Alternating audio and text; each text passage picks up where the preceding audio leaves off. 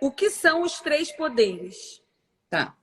Os três poderes são o poder legislativo, que é o Congresso Nacional, e a gente está falando agora em âmbito federal, né? Congresso Nacional, porque se a gente for para o poder legislativo nos estados e nos municípios, a gente tem a Assembleia Legislativa e a Câmara dos Vereadores. O poder executivo, que é eu vou falar já mais fácil.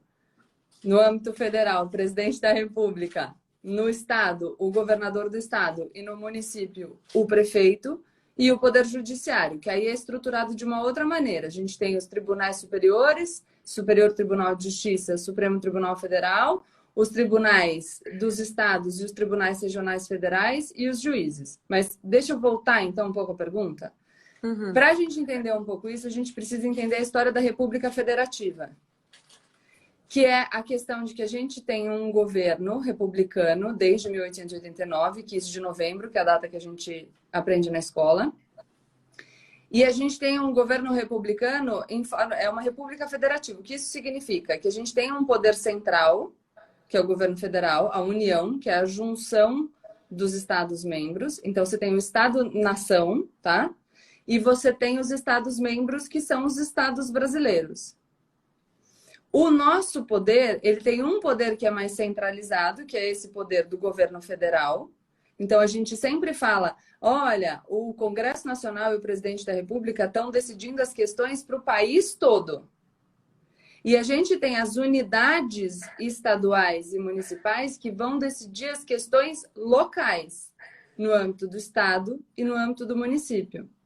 Então, você tem um poder que é mais amplo, e vários poderzinhos, entendeu? Que vão se desenvolvendo nesses âmbitos mais restritos, do Estado e do município. Por isso, quando a gente fala em legislativo, executivo e judiciário, a gente pensa no legislativo, no executivo e no judiciário. O judiciário tem uma organização um pouco diferente, então vou deixar legislativo e executivo. Nos espaços de poder. Então, se a gente estiver falando de governo federal, Brasil, tá? Então, a união dos Estados-membros, que formam o Estado Nacional, o Brasil. A gente tem o Congresso Nacional como poder legislativo e a Presidência da República como poder executivo. Então, o chefe do poder executivo é o presidente da República. Se a gente vai para o Estado, o poder legislativo é a Assembleia, que é formada pelos deputados estaduais, e o poder executivo é o governador. E no município, a gente tem a Câmara dos Vereadores, e o poder executivo é o prefeito. Então, Caraca, que confusão! Não é tão confuso. É o que eu falo. Eu já vou falar um negócio que é muito bom para a gente pensar. Quando a gente discute política, não adianta a gente querer simplificar demais, porque as coisas não são tão simples. Muitas vezes as pessoas me pedem assim, amiga, tipo... me fala um livro para eu entender política. Não é tão simples assim. É uma construção. É mais ou menos como se eu chegasse para você e falasse: Anitta, fala aqui para mim como funciona, como que você faz para lançar um hit? Tem um monte de coisa que importa, não tem? Aí você vai começar a falar de uma coisa, isso vai te levar para outra coisa, que vai te levar para outra coisa, e você precisa ir dominando os conceitos. E por isso que eu sempre digo que é um processo. Vai ficando mais natural. Então, quando eu jogo esse monte de informação, esse é o grande problema da simplificação, por isso que é bom a gente ir conversando, e eu acho que tirando essa impressão de que as pessoas são oráculos, de que para você entender política você precisa ter tudo decorado, por exemplo, a gente vai facilitando, porque aí você vai aprendendo aos pouquinhos, vai dominando devagarinho. Vou te falar sobre os três poderes, por exemplo. Vamos pensar na história? Eu gosto muito de uma fala do ministro, ex-ministro Eros Grau, no Supremo Tribunal Federal. Ele, num acórdão, estão aqui já dizendo, um acórdão é uma decisão colegiada dos ministros do Supremo Tribunal Federal. Uma decisão colegiada é uma decisão conjunta, de mais de um ministro. Quando é um ministro só decidindo, a gente fala que ela é monocrática. Uns termos dificílimos, mas é a verdade. Então, ele lá está decidindo no Supremo Tribunal Federal, ele fala assim, que em determinado momento da história, a gente passa de súditos a cidadãos. Porque a gente passa de uma condição de simples obediência a um poder que é monárquico, do rei absoluto, o rei enviado por Deus, que tinha o direito de governar, aquela coisa hereditária, tá? E a gente tinha só que obedecer, para uma condição de protagonismo. Então, quando você fala que você ganha cidadania, você está ganhando protagonismo. Você tem o poder de escolher, de opinar, de pressionar. Entendeu? Então você ganha um espaço para se colocar, para cobrar o Estado. Aí, nessa época, surge a história de dividir os poderes. Por quê? Porque se a gente estava falando que o problema era o rei, que era o super todo-poderoso, magnânimo, fantástico, o rei francês Luís XIV, o Estado sou eu, tudo sou eu sou o dono dessa porcaria inteira. A gente precisa falar, opa, pera, ao que parece aqui, pelo que a gente está vendo, se a pessoa sozinha tem muito poder, ela tende a abusar desse poder. Então, vamos tentar desenhar um negócio aqui para a gente dividir o poder e, dividindo, a gente conseguir assegurar que ninguém abuse. Então, a divisão dos poderes é um instrumento para a gente evitar que uma pessoa só concentre muito poder e que, concentrando muito poder, ela fique autoritária e ela faça coisas que não são do interesse das pessoas e do povo ali, que num regime democrático é de onde emana esse poder dos representantes. De onde emana é de onde vem, tá? A gente é que dá o poder para eles governarem. Mas é mais ou menos isso. Então, deixa eu ver se eu entendi, assim. Vai. Eu posso beber vinho na live? Se você não estiver fazendo propaganda dele, pode. Não tem nada. Eu vou fazer assim. Então, vamos lá. Os três poderes. A gente pode dizer... Eu vou pegar muito pelo que é do povo, tá? Porque você vem a coisa mais intelectual, que sabe da história toda, e eu venho a coisa mais ignorante, que é o que eu tive acesso mesmo. Vamos lá. Trazendo de maneira prática para o povo entender aonde que entra o povo aí nessa história. Eu poderia dizer, ou tá errado, não sei. Na verdade, uma pergunta. O poder legislativo, executivo, judiciário. Cada um dos três tem um comando, vamos dizer assim. Por exemplo, no legislativo estão os deputados e os sei lá o quê. Senadores. Aí no judiciário estão os senadores e presidente. Whatever, eu estou inventando, tá? E aí no executivo tá o prefeito e não sei o que. É mais ou menos isso? Mas então eu vou separar de novo. No legislativo, vamos fazer legislativo. No âmbito federal, Brasil, estão os deputados federais e os senadores. Os deputados federais formam a Câmara dos Deputados e os senadores, o Senado Federal. A Câmara dos Deputados e o Senado Federal juntos são o Congresso Nacional. Então, este é o poder legislativo federal. Entendi. Vamos para o Estado. As assembleias legislativas, onde estão os deputados estaduais, são o poder legislativo nos estados. E a Câmara dos Vereadores, onde estão os vereadores, aí o Constituinte ajudou a gente. Onde estão os vereadores, estão lá no município. Não sei nem o que é constituinte. O Constituinte é a Assembleia Nacional Constituinte, é o grupo de pessoas que fez a nossa Constituição, que é a regra maior. Tá. A Carta Magna. Que a gente... Entendi. Beleza? Uhum. Vamos para o Poder Executivo. Poder Executivo. No âmbito federal, o chefe do Poder Executivo é o Presidente da República. Peraí, volta aí rapidinho. Os vereadores estão onde, de novo? No município. Tá. No Rio de Janeiro. Tá. Município do Rio de Janeiro. Tá? Município do Rio de Janeiro, Câmara dos Vereadores. Estado do Rio de Janeiro, Assembleia Legislativa, deputados estaduais. Congresso Nacional, Câmara e Senado, lá no âmbito federal, Brasil. Foi? Uhum. Tá. Isso significa o quê? Que os vereadores vão exercer a função deles de legislativo, que é a função típica, a função comum, a função, eu acho que principal, eu posso dizer para ficar mais fácil, do legislativo é legislar, ou seja, fazer lei, tá? Para a gente lembrar pelo nome. No município, que são os vereadores vão fazer leis para onde? Para o município. Nas assembleias legislativas, os deputados estaduais para o estado. E quando a gente fala ali dos deputados federais e dos senadores, a gente está pensando no Brasil. Beleza? Mas existe isso de uma lei que só funciona nesse estado, uma lei que só funciona nesse município? Yes. Sim. Existe. Aliás, a gente tem um problema que outro dia a gente pode falar até em questão de tributo.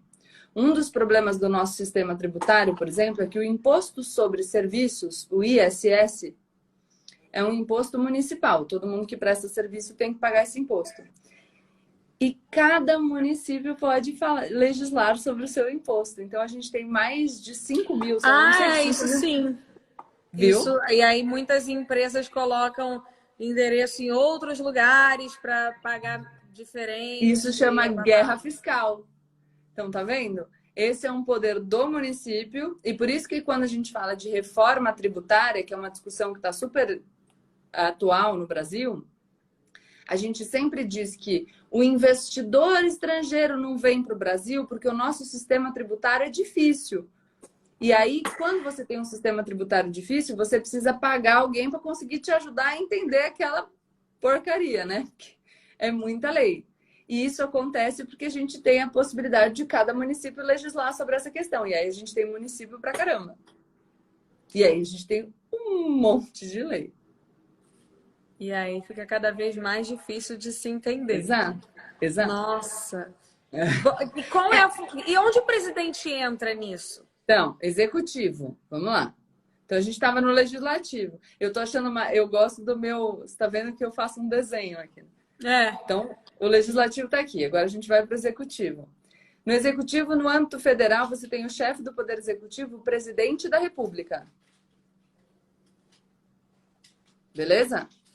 No âmbito estadual, é o governador do estado. E no âmbito municipal, é o prefeito. Entendi. Estes poderes, depois eu falo do judiciário, que o judiciário é o poder mais descolado dos 3 poderes. Embora no Brasil, né, a gente fala na teoria o judiciário é o poder mais descolado, mas no Brasil ele se mistura bastante, mas a gente fala já. Vamos primeiro ficar nesse Quem seriam os ministérios? O judiciário? Não, os ministérios estão dentro do poder executivo. Tá. Porque os ministros são os ajudantes, são a equipe do presidente. Do mesmo jeito que você tem uma equipe para te ajudar, o presidente tem a equipe para ajudar ele. Paulo Guedes, eu não entendo nada de economia. Então você me ajuda aqui, por gentileza. Que aí a gente vai conversar. Fulaninho, eu não entendo nada. Enfim, os meninos. Oi, Sérgio Moro. Sérgio Moro já saiu, mas queria muito você aqui para me ensinar sobre justiça e segurança pública. Vem aqui, me ajuda. Então, tanto que o Bolsonaro, na campanha dele, falava muito sobre nomear técnicos. Ele dizia, olha, eu não sei sobre todos os assuntos, mas eu vou nomear uma equipe técnica e essa equipe técnica vai me ajudar. Então, os ministros estão aqui, tá? Tá. Então, a gente tem legislativo, já falamos, Congresso Nacional, Assembleia Legislativa, Câmara dos Vereadores. Executivo, presidente da República, governador, prefeito municipal. Em cada um dos seus âmbitos, em cada uma dos andares aqui dessa prateleira, federal, estadual, municipal, esses poderes interagem.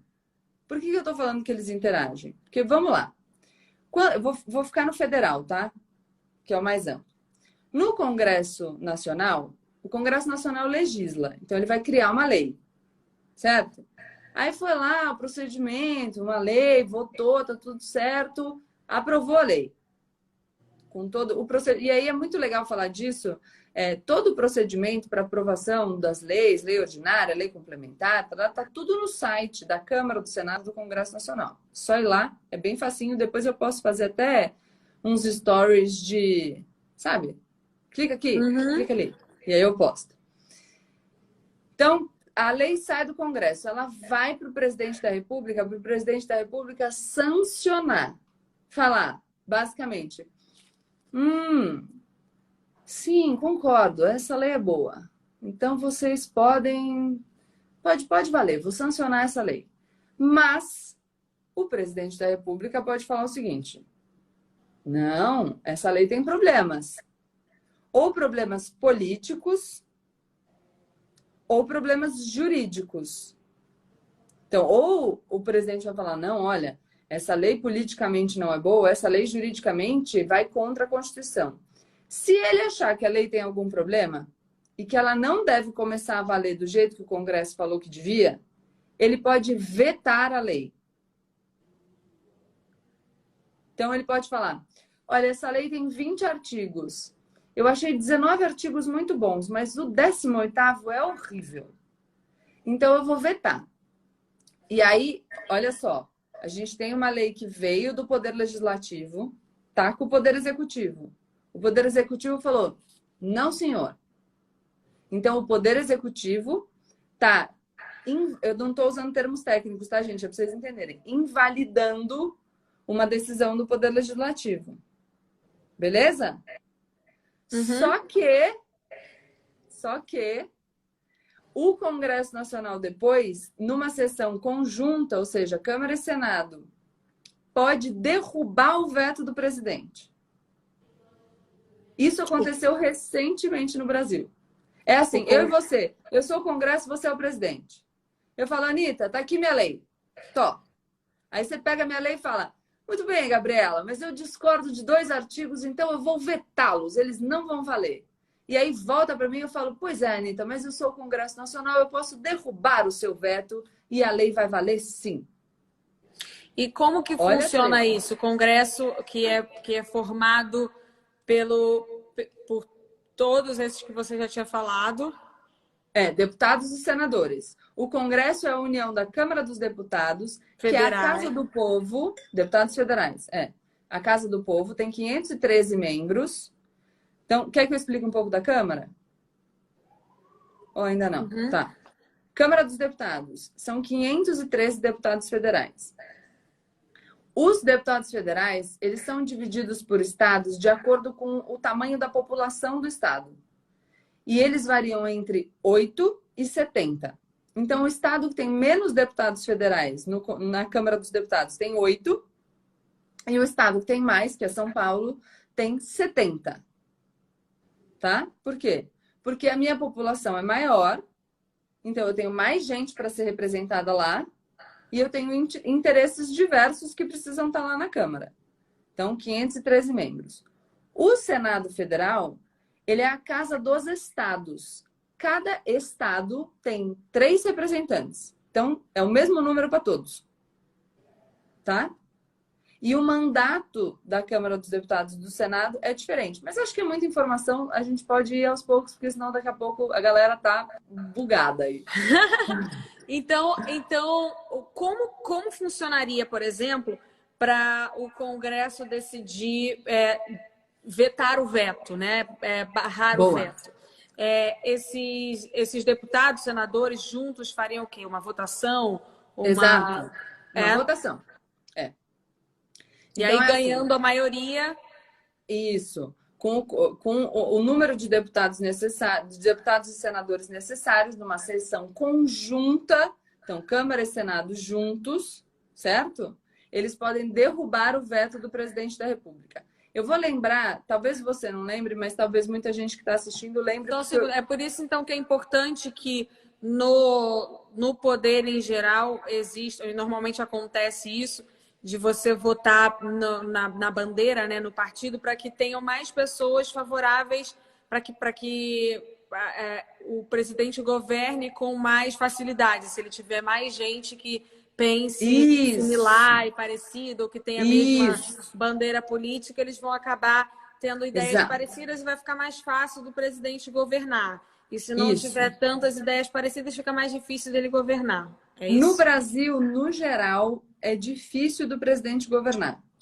Porque pelo nosso sistema eleitoral, vamos lá, a gente é um país muito grande e muito diverso em todos os aspectos. Economicamente, culturalmente, a gente tem muitas diferenças.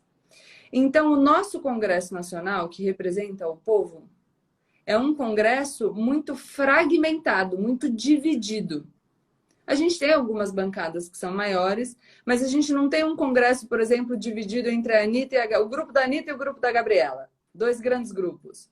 A gente tem uns grupos maiores e vários grupinhos. Então, está tudo dividido. Por isso, é muito difícil que o presidente se eleja e tenha no Congresso o número de pessoas necessárias num grupão para ele poder governar. Por isso que a gente fala que no Brasil funciona o presidencialismo de coalizão. Ele precisa juntar os grupos para garantir um número de deputados e senadores que faça com que ele consiga governar. Nossa, que inferno! Então, mas isso agora está salvando menos. a gente nesse momento, né? Quê? Isso agora, então, está salvando a gente nesse momento. Então, todo desenho político, ele vai ter prós e contras. Todos. A gente pode, conforme a gente vai se aprimorando, vai entendendo mais sobre eles, a gente pode ver quais são os defeitos e como a gente poderia solucionar. Então, o que o presidente faz, assim? Porque, por exemplo, vou dar um exemplo de agora, né, que a gente está vivendo. Uhum. O presidente é contra o distanciamento social. Porém, alguns governadores são a favor, então acaba que... Então, o presidente, no que ele manda, ele consegue mandar? Olha, a partir de agora vai ser isso aqui. O que ele consegue fazer? Tá. O que ele tem poder para fazer? Ninguém tem poder para falar, olha, a partir de agora é isso aqui. Assim, tudo é mitigado, até porque a gente tem um poder judiciário que a gente não falou. Teve uma decisão sobre isso no Supremo Tribunal Federal. Então, eu vou entrar no Supremo Tribunal Federal um pouco.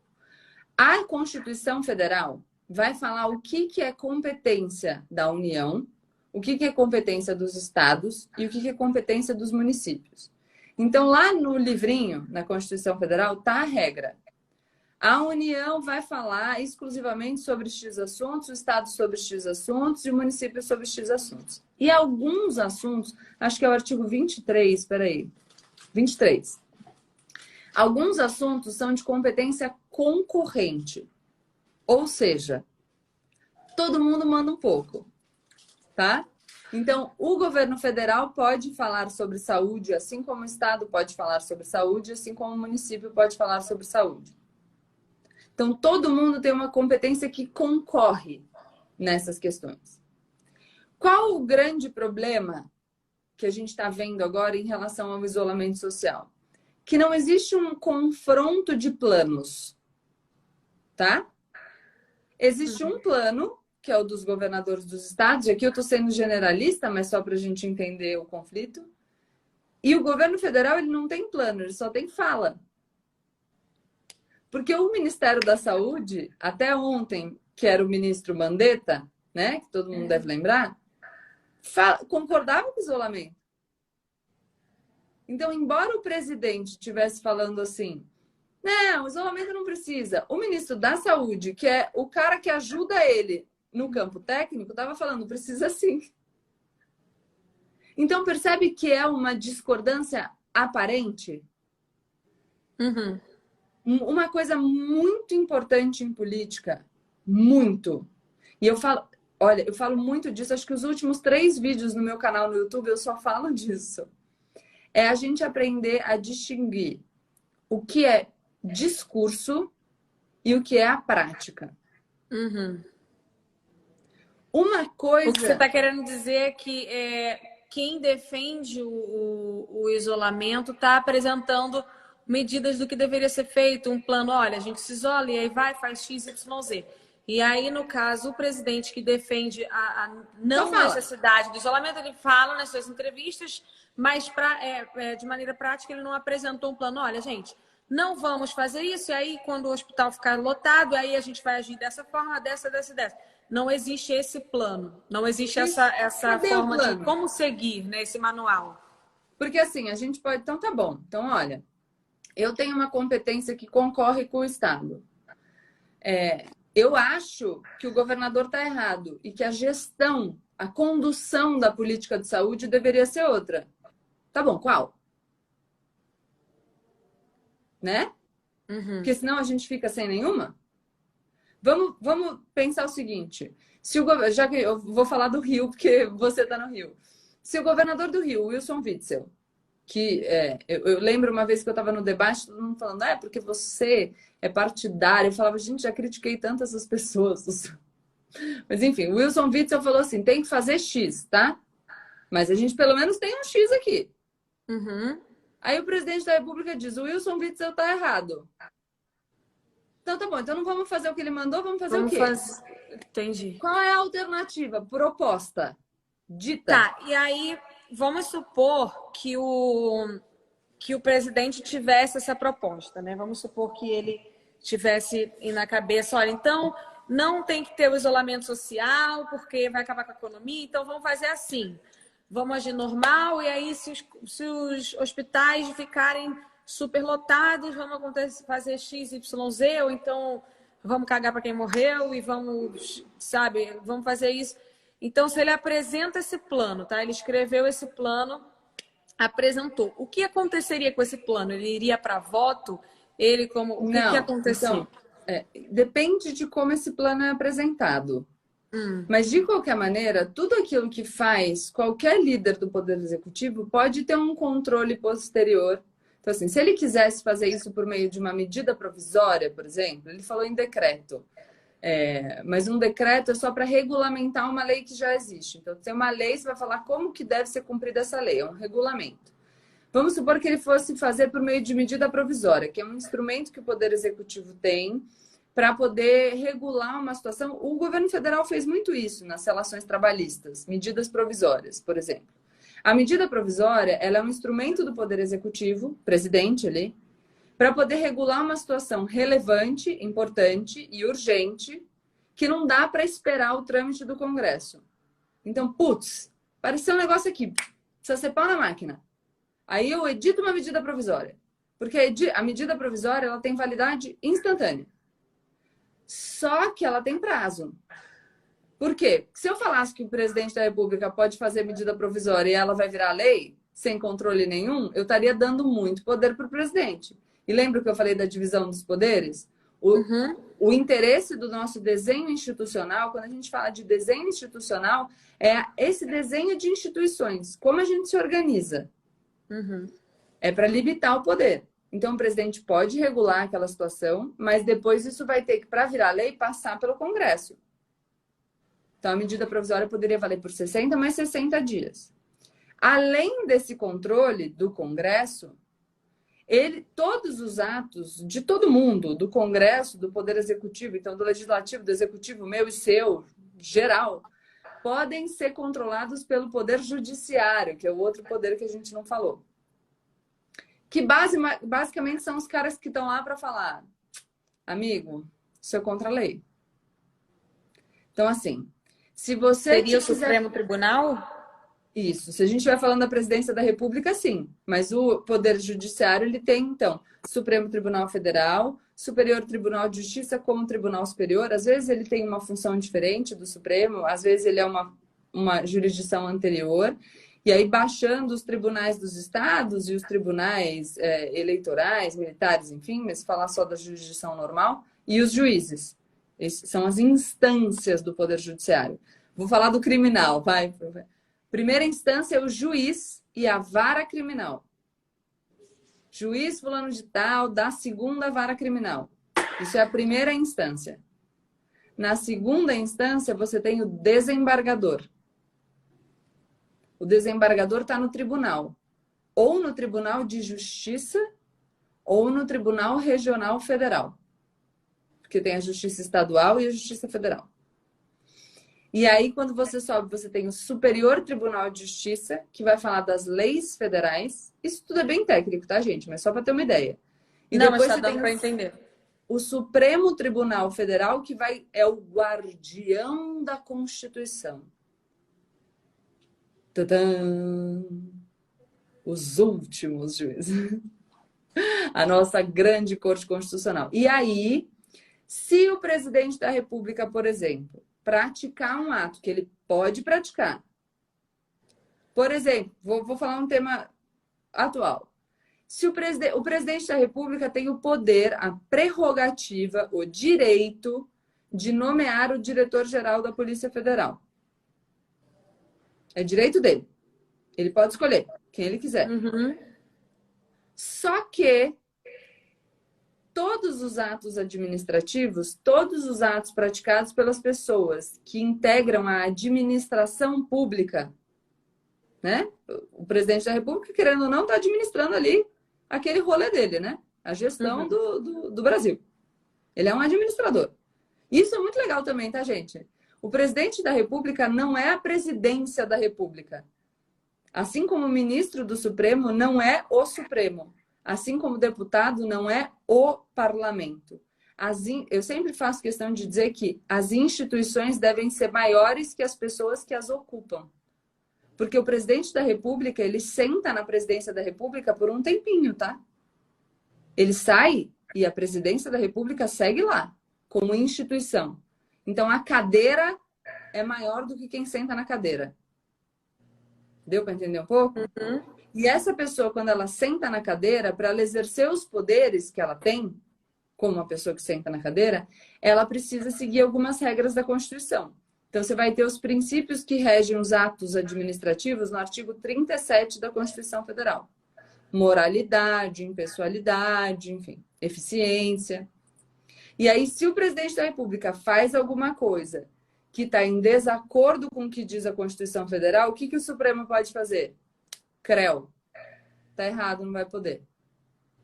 E aí você percebe como um poder vai controlando o outro? Uhum. Essa é a divisão dos poderes e esse é o sistema de freios e contrapesos. Se um poder exagera, o outro contém. É desse jeito que a gente evita que alguém tenha poder demais.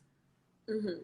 E possa enfim, extrapolar o que a gente quer. Então, a gente claro, pode dizer, então, que vamos trazer para um exemplo atual nessa questão do coronavírus, é como se a gente não tivesse sendo administrado pelo presidente, porque como ele não apresentou nenhuma medida, quem está administrando são os governadores, os prefeitos e etc. E aqui eu vou falar uma coisa para você. Faz todo sentido que seja assim. O grande problema é o discurso. Porque, vamos lá. Se a gente precisar... Eu tô na minha casa, você tá na sua, tá? Uhum. Se a gente precisar decidir a rotina da sua casa, quem vai ser melhor para decidir? Eu ou você?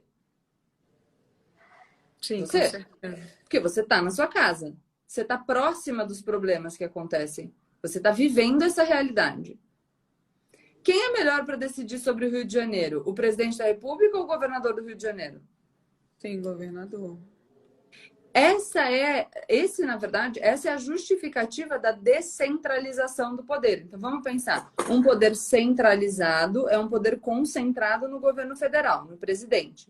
Um poder descentralizado, que é a característica da nossa república federativa, onde os estados-membros têm autonomia, é um poder que se divide entre os estados da federação, justamente para que os chefes do poder executivo dos estados da federação, que estão lá na lida do dia a dia, que conhecem o seu estado, possam propor soluções mais adequadas para os seus estados. Quando o presidente ou o ministro da Saúde dizem o Brasil é um país muito grande, ele tem realidades diferentes. Uma medida que funciona para São Paulo não funciona para o Amazonas. É verdade. Por isso que a gente precisa que os políticos desses estados decidam as questões relativas aos seus estados. Qual que é o grande problema? O problema é que a gente precisaria de uma condução do governo federal. Então, olha, o governo federal tem os seus ministérios, tá? Uma superestrutura, muito legal. Com legitimidade, eleito democraticamente, o presidente da República que nomeou ali a sua equipe de ministros. Esses ministros deveriam apresentar para o povo brasileiro que confiou nessa gestão presidencial uma resposta de enfrentamento. A posição do Brasil no enfrentamento dessa questão é essa. E isso orientaria a ação dos estados que poderiam ter diferenças pontuais a depender da sua realidade prática, mas que teriam na presidência da República um norte, um guia. Só que, e aqui eu vou falar de estratégias políticas, toda vez que você assume a liderança, você assume responsabilidade. Você sabe muito bem, né? Quando você conduziu a sua carreira por tantos e tantos anos, na hora que dava errado, você podia botar a culpa em quem? Ninguém, a culpa é só minha sempre. Então, se Não você importa assume quanto tiver terem errado, a culpa é sempre minha. Vou te falar então, que você vai achar bem fácil. Na sua carreira, e você como sua empresária, você é o governo federal. Da sua carreira, você é o presidente da República. Você tem uma equipe? Uhum. Cada um cuida da sua área ali de especialidade. Uhum. Mas você é o norte. Vamos supor que apareceu um chabu que você não estava esperando, assim. Muito puto. Eu acho que vai dar uma... Eu não posso... Não sei se eu não sei se posso falar palavrão lá. Vai dar um problema enorme. E aí você fala, acho que isso vai dar ruim. Você tem duas opções. Ou você toma a frente e se der errado é o de quem está na reta? É o meu. Ou você chega para sua equipe e fala, queridos, resolvam esse grande problema. E aí se der errado você vai poder fazer o quê? Eu vou poder falar que a culpa é deles, mas eu vou ser responsabilizada ainda assim. Então, mas isso eu tenho o você. argumento de dizer que não fui eu.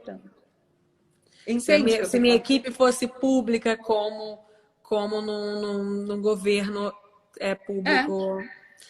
Mas aí, querendo ou não, você colocando a culpa numa pessoa que você nomeou, você que... Então, mas não é a pessoa que você nomeou, porque no teu caso, você escolheu a sua equipe, mas no caso do presidente da República, ele não escolheu os governadores. Ele escolheu os ministérios, né? Mas os ministérios deles são como se fossem você, na nossa analogia. A gente tem que pensar nos governadores. Então, o que fica muito fácil? Eu falo, tá, os governadores estão fazendo tudo errado. Tá legal, mas... E aí? Tanto essa postura que quando você pergunta sobre o recorde de mortes, o que responde o presidente da República? E daí? O que eu vou fazer? Como assim? Eu tenho outra pergunta técnica. O que faz exatamente, porque ficou bem claro o papel, né, dos deputados, vereadores, mas Tá, primeiro, porque se o vereador ele faz as leis para o município... Alô, Travou. Desculpa. Se o vereador ele faz as leis para o município, assim como o deputado estadual para o estado, se eu entendi certo, por que então não seria um deputado municipal? Só porque é o nome. Mas seria isso, então? Ele é o poder legislativo municipal. Ah, tá. E a outra então, coisa... aqui já dizendo, não sei se existe uma razão histórica para o vereador chamar vereador, tá, galera? Mas assim... Tá, elas por elas. De repente chega um historiador aqui e fala, não, na verdade, a princesa... Vamos ativar aqui, que aí, se alguém tiver aí essa histórica, já fala aqui pra gente. Eu queria saber exatamente, que não ficou claro para mim, a função do senador. Então, o Senado Federal, ele é, em princípio, um local de revisão. Quando o projeto de lei vem do Poder Executivo, o presidente da República, ele passa primeiro pela Câmara e depois ele passa pelo Senado. Então, o Senado faz ali um controle um pouco mais apurado, tá? Passou por um, vai para o outro. Aí, se ele fizer uma modificação, tem que voltar e tal. E o Senado, ele tem outras funções, são, por exemplo, o presidente do Senado, ele não só decide a pauta do Senado, o que vai ser votado no Senado, mas ele é o presidente do Congresso Nacional. Então, ele decide a pauta também do Congresso, das sessões conjuntas. Então, por exemplo, quando o Congresso Nacional exerce uma função dele, que é uma função de fiscalização, Ele legisla, mas ele também fiscaliza o poder executivo, o presidente, nas questões orçamentárias, de gastar dinheiro. Quando vai decidir sobre o gasto de dinheiro, a questão orçamentária, isso tem que ser no Congresso Nacional. E aí o presidente do Senado Federal é que vai presidir essa sessão, que vai decidir essas coisas. Outra coisa muito importante, que pode levar para um outro tema, é que o Senado Federal é quem decide o mérito de um processo de impeachment. Então, é o Senado Federal quem decide se um presidente vai ser impeachado ou não. E quem entra com esse pedido, por exemplo? Qualquer pessoa pode entrar. Do você. Senado. Não, até você. Ué, mas só apresentar lá na Câmara. Mas e aí, o processo de impeachment... Quando que ele é levado a sério? Quando que ele passa para a etapa de aí ser votado? Aí você chegou numa outra questão política muito boa, que é todo mundo, qualquer pessoa pode pedir o impedimento, porque o impeachment é o impedimento de um presidente, tá? Então vamos usar aqui o presidente. Aí você vai ter que protocolar esse pedido na Câmara dos Deputados. E o presidente da Câmara vai ter que achar que essa denúncia vale a pena ali ser lida em plenário, que é todo mundo junto ali, para depois ela ser votada. Esse é um grande poder que tem o presidente da Câmara. Porque ele vai decidir se ele faz andar o processo de impeachment ou não. Quem é o presidente da Câmara? Quem decide o presidente da Câmara? A própria Câmara. Hoje, no Brasil, é o Rodrigo Maia, presidente da Câmara dos Deputados. Quem decide quem é o presidente da Câmara é a própria Câmara dos Deputados em votação interna.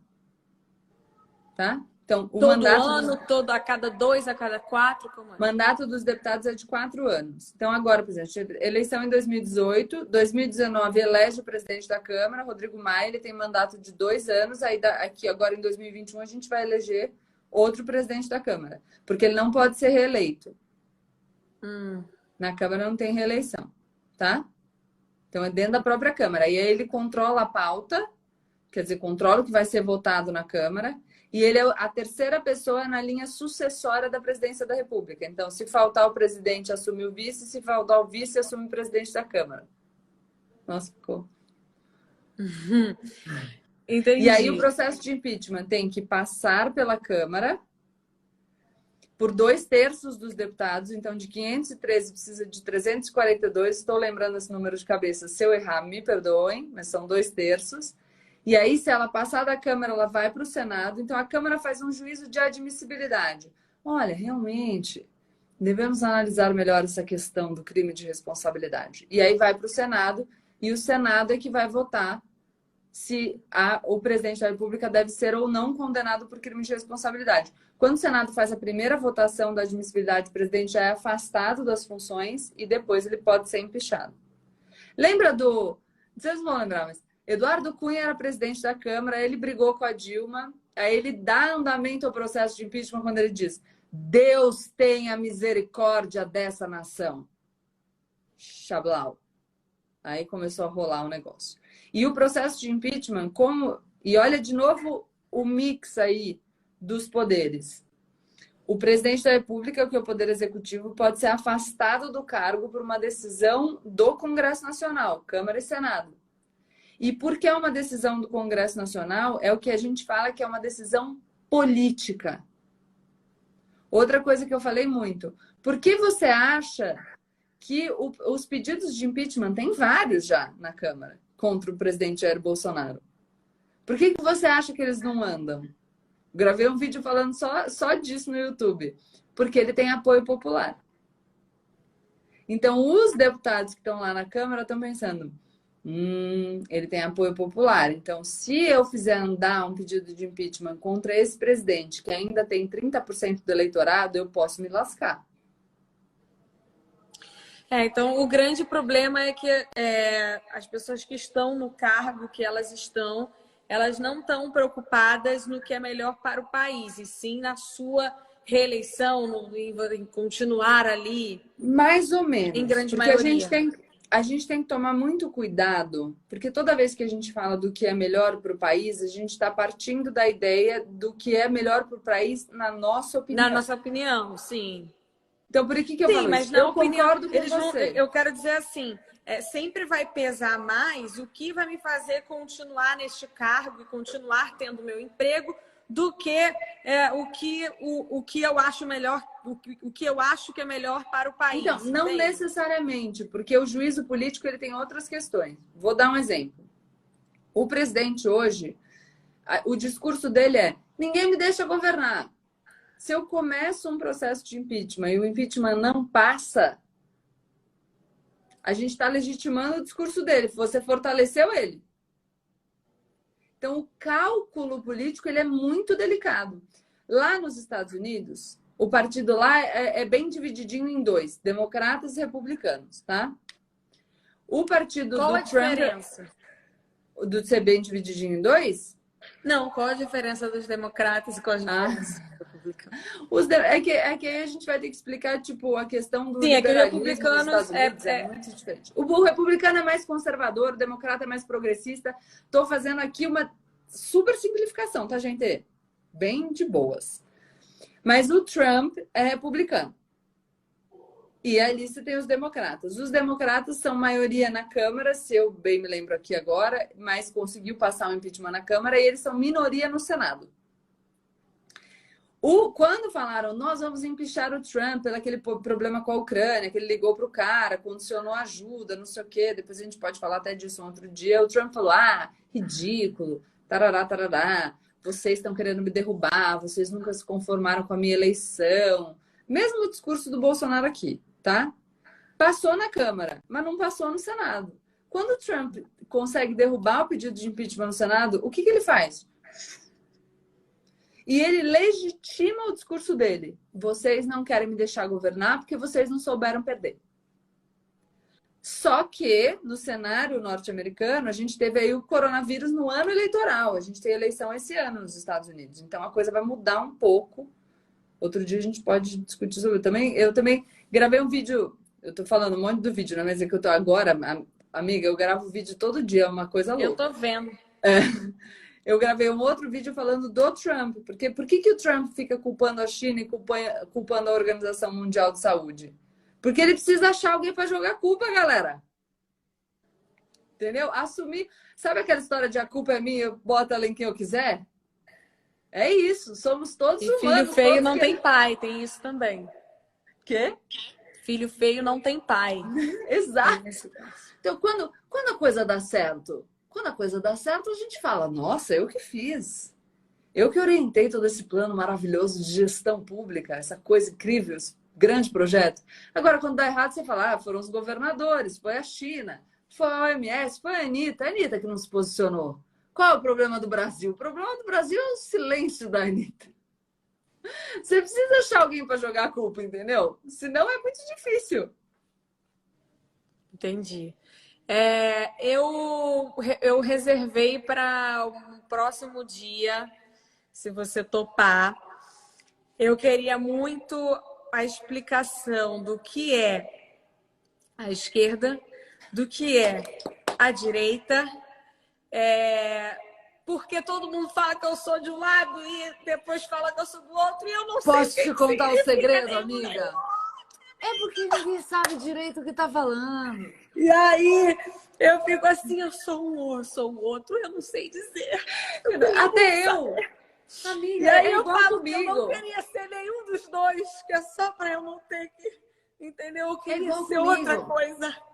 Posso criar outra coisa para eu ser? Eu queria criar outro. Eu sou eu, Brasil. Mas eu vou te falar, eu sempre que dou entrevista, eu digo isso e muita gente me critica por causa disso. Eu falo, se eu me colocar um rótulo, a pessoa vai ler esse rótulo com a lente dela. Uhum. Então, qual que é o problema? Eu falo que é um problema de referencial teórico. Se eu falar taça, todo mundo vai visualizar isso aqui, certo? Agora, se eu falar Drosophila melanogaster, sei nem o que é isso que você tá falando. Pois é, a mosquinha da banana. Mas ninguém sabe o que é a Drosophila melanogaster. Por que tu sabe essa merda, Gabriela? Porque a minha mãe sabia, não sei. Foi a primeira coisa que veio na minha cabeça. Bom, mas enfim, Ai, ninguém gente, sabe o que é vocês que estão conhecendo agora, entendam que essa pessoa sai com umas pérolas do nada. Do nada, umas pérolas.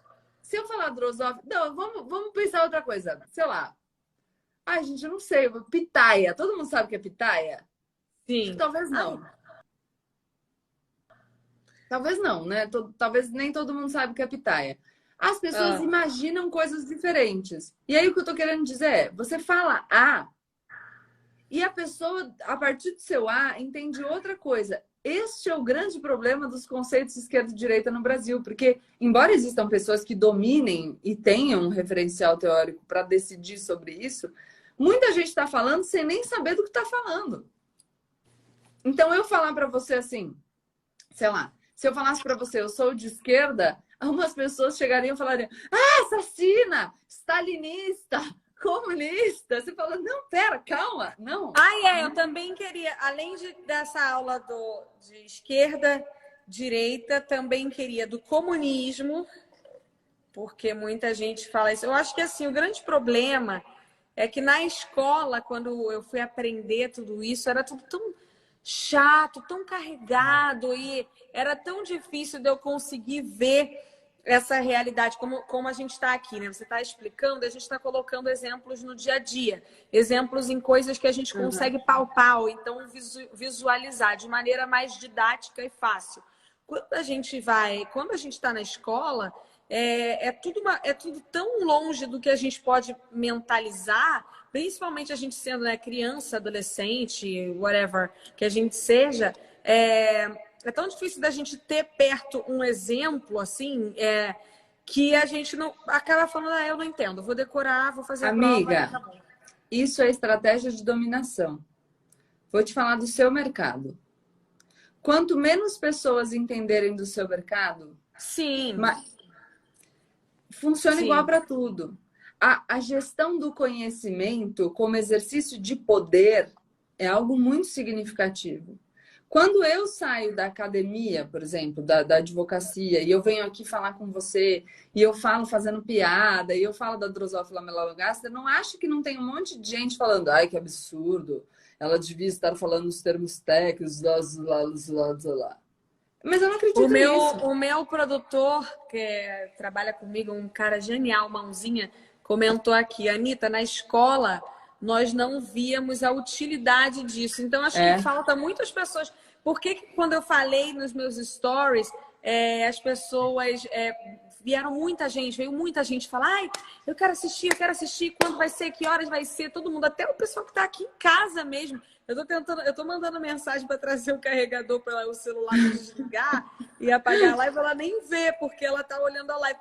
Porque eu expliquei que, gente, a gente está passando por um problema tão horrível no nosso país, está tudo tão triste, que a gente precisa entender para a gente conseguir tomar uma decisão de quem vai governar, como, a gente saber como cobrar.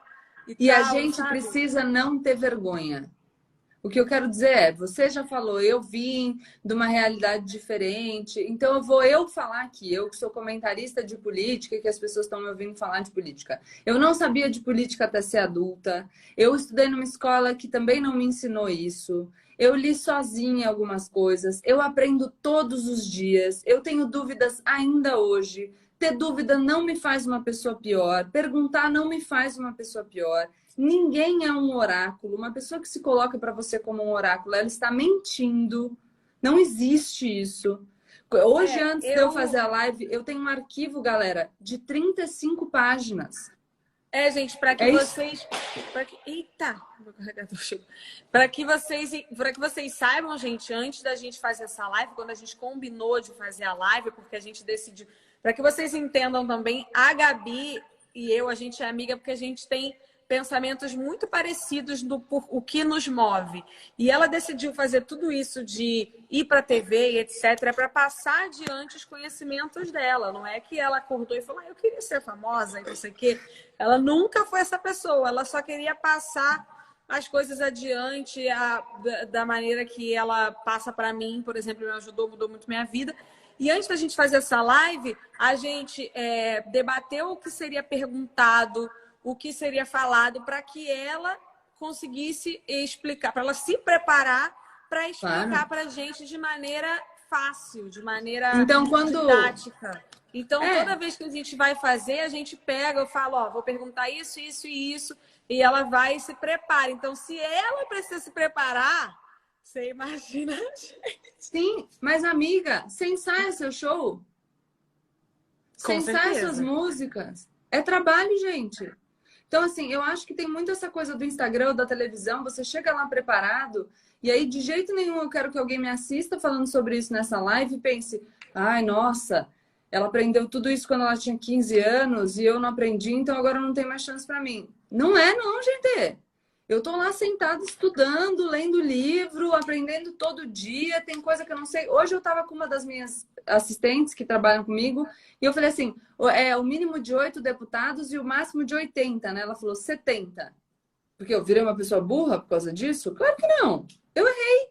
Tá tudo bem. É assim que a gente vai. Estamos todo mundo aprendendo. Então, quando a gente parar, quando a gente começar a ser um pouquinho mais humilde e parar de fazer essa coisa que eu acho que a discussão política está muito permeada por essa arrogância, sabe? A pessoa fala... Aconteceu, depois que a gente divulgou a live, umas pessoas disseram para mim, por que você vai discutir política com a Anitta? Eu falei, porque eu não discutiria. Por que você não pode fazer? Teve gente que pensou isso aí e não se deu muito bem já, hein? Por que você não pode discutir a medida provisória, a emenda do Felipe Carreiras? Que, inclusive, depois de ter falado algumas coisas para você na live, mudou e retirou ali. Por que não? Você é cidadã, a proposta dele te afeta e você tem legitimidade para cobrá-lo. Todo mundo tem. Então, quem não entende uma vírgula de política ainda é povo brasileiro e tem direito de discutir. Eu, claro, sugiro que a gente se aperfeiçoe, que a gente estude para a gente discutir cada vez melhor e não ser manobrado. Mas a pessoa não pode chegar para você e falar que você não tem o direito de discutir aquilo porque você não tem uma formação boa ou porque você não aprendeu aquilo na escola. O que é isso? A gente está falando, então, que só quem é da elite tem o direito de decidir os rumos do país? Não, gente. Não só a gente tem o direito de discutir, como que eu quero que todo mundo comece a cobrar os políticos para que eles falem fácil. Eu sou o povo brasileiro não entende esse vocabulário, traduzam para nós. Expliquem o que vocês estão fazendo. Quando você apresenta uma emenda a uma medida provisória, você explique na justificativa o que você está fazendo, porque você me deve satisfação. O deputado federal, o deputado estadual, o vereador, o presidente, o governador, o prefeito, está todo mundo exercendo uma função pública, um mandato que foi conferido por nós. E eles nos devem satisfação. Esse é o ponto fundamental. Bom, gente, eu vou deixar a live salva aqui. Vamos marcar já semana que vem, então, amiga, para a gente falar sobre esses assuntos que eu preciso saber. Eu e todo mundo, né? Eu acho que a galera está curtindo muito ter esse conhecimento acessível, de maneira fácil, de fácil compreensão para a gente conseguir, qualquer pessoa conseguir entender, né? Eu vou deixar salva, que é só assistir mais vezes e se alguma parte você se perdeu, volta um pedacinho, entende de novo. A Gabi faz vários vídeos, só que ela fala alguns, a maioria que eu tento entender, eu acabo às vezes me perdendo, porque ela fala. Mas é só comentar nos negócios falando que não entendeu, que eu mudo, porque às vezes eu acho que eu tô falando fácil. Você sabe, eu recito na eu não entendo nada. E assim, eu sou muito iniciante nesse assunto ainda, então eu acho que tem que ir, né, parte por parte, desde o iniciozinho, para a galera entendendo, passo 1, passo 2, passo 3, e aí a gente vai levando. Então, na próxima aula com Gabi, a gente vai saber entender o que é direita, o que é esquerda, o que é o comunismo, o que é o fascismo, e entender, já falei para ela que seria sobre isso, então eu já sei que não é uma coisa só, é super complexo.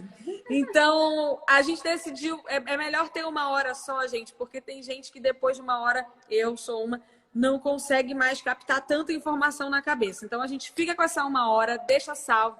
recapitula, assiste, aí na semana que vem a gente já volta falando dessas coisas. Tá, amiga?